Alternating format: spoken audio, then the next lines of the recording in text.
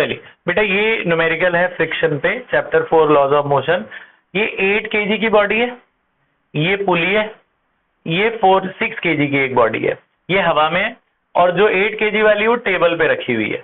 Table और इस 8 KG में फ्रिक्शन लग रहा है। कोफिशिएंट ऑफ फ्रिक्शन की वैल्यू देंगे हमेशा आपको। इनके बीच में जो कोफिशिएंट ऑफ फ्रिक्शन है उसकी वैल्यू 0.4। हमें निकालना है फाइंड, इस न्यूमेरिकल में find tension T and acceleration.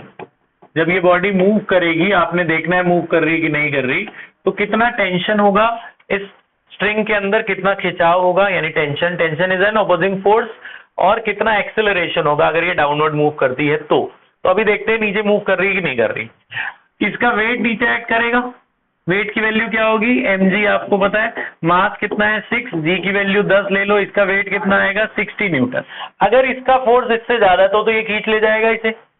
अब इसमें कहाँ फोर्स लग रहा है, इसमें तो ये फ्रिक्शन ही लगेगी, टेबल पे आएगी। इसमें कौन सी फोर्स होगी, फ्रिक्शनल फोर्स। तो फ्रिक्शनल फोर्स निकाल लेते हैं। फ्रिक्शनल फोर्स का क्या फॉर्मूला था, म्यू आर, और आर आपको बताया था, आर इसके वेट के बराबर होता है, आर इक्वल्स टू mg होता है। तो फ्रिक्शन फोर्स का क्या फॉर्मूला, म्यू mg। वैल्यू डालते हैं, म्यू की वैल्यू कितनी है 0.4, मास की वैल्यू कितनी है 8, जी की वैल्यू कितनी है 10। पॉइंट हटा दोगे तो 0 कट जाएगा, 8 4 जा कितना हो गया 32 न्यूटन।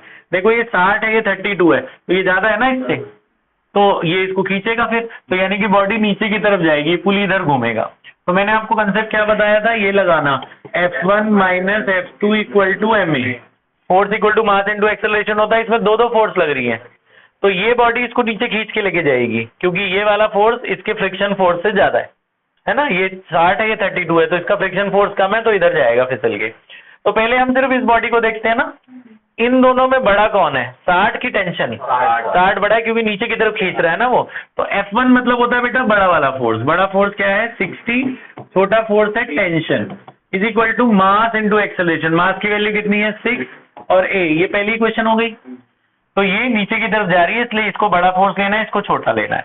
अब दूसरी वाली बॉडी पे आओ, दूसरी में ये रस्सी इसको खींच के लेके जाएगी ना नीचे, तो इसमें टेंशन बड़ा है कि फ्रिक्शन फोर्स बड़ा है, टेंशन बड़ा है क्योंकि बॉडी नीचे की जा रही है। तो फिर से यही फॉर्मूला लगाना है F1 माइनस F2। F1 में लेना है टेंशन क्योंकि टेंशन बड़ा है, और F2 क्या लेना है, फ्रिक्शन। फ्रिक्शन फोर्स आपने कितना निकाला 32 is equal to mass into acceleration. Mass कितना है 8 इंटू a, सेकेंड इक्वेशन हो गई है ना। अब इन दोनों को सॉल्व कर लो, इन दोनों को ऐड कर दो, दोनों इक्वेशन को ऐड करने से क्या फायदा होगा, t और t कट जाएगा। 60 माइनस 32 कितना हुआ 28, इधर 8 और 6 कितना हुआ, बड़ा बढ़िया न्यूमेरिकल बनाया मैंने। 14 2 जा कितना हुआ 28, एक्सेलरेशन निकल गया। तो एक्सेलरेशन आ गया 2 मीटर पर सेकेंड स्क्वायर। एक्सेलरेशन उठा के दोनों में कहीं भी डाल दो तो आपको t मिल जाएगा। a की वैल्यू यहाँ डाल देते हैं, तो 60 माइनस t, और यहाँ पे 2 डालोगे तो 6 2 जा 12, यहाँ से टेंशन मिल जाएगा, इधर आके माइनस 60 माइनस 12, टेंशन कितना आया 48 Newton. Tension is a force, तो एक्सेलरेशन की वैल्यू आ गई 2 मीटर पर सेकेंड स्क्वायर, और टेंशन कितना आ गया 48 न्यूटन।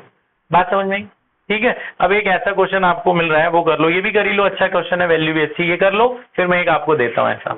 पॉज कर दे बेटा।